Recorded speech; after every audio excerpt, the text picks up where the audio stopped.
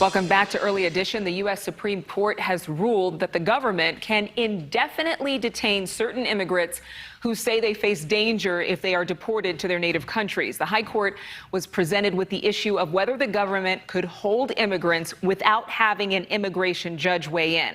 The justices ruled immigrants are not entitled to a hearing about whether they should be released while the government looks into their claims.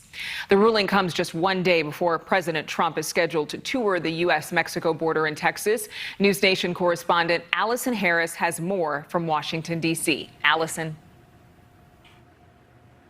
Adrian, this visit by the former president comes as migrants are dying in the extreme heat, trying to travel across the border. Just today, Mexico immigration agents say they found a migrant who suffocated to death in a tractor trailer carrying more than 100 people. Former President Trump touring the U.S.-Mexico border tomorrow, visiting the Rio Grande Valley of Texas. We gave the new administration the most secure southern border our country had ever seen by far.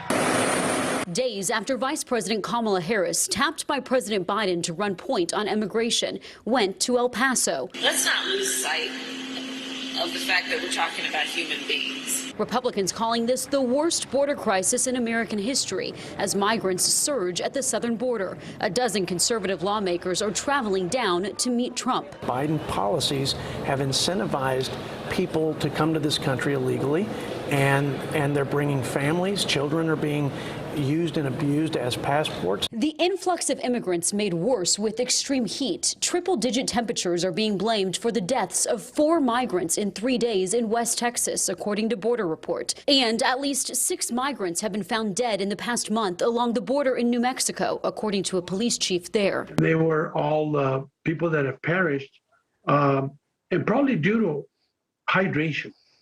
Heat strokes, heart attacks. The Biden administration defending the border surge with data showing immigration is cyclical and spikes as weather warms.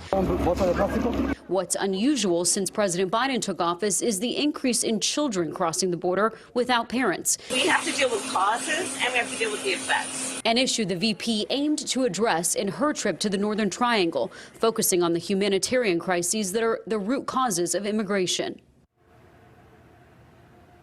Texas Governor Greg Abbott will host the former president tomorrow, first to talk about border security and then the tour. The governor says that he'll spend $250 million of state money to build the wall, then use private donations for the remainder of the cost. Texas Democrats in Congress have sent a letter to Treasury Secretary Janet Yellen asking her to block the governor from using COVID relief funds from the American Rescue Plan for that border project, saying that that would be a misuse of those funds. Adrian.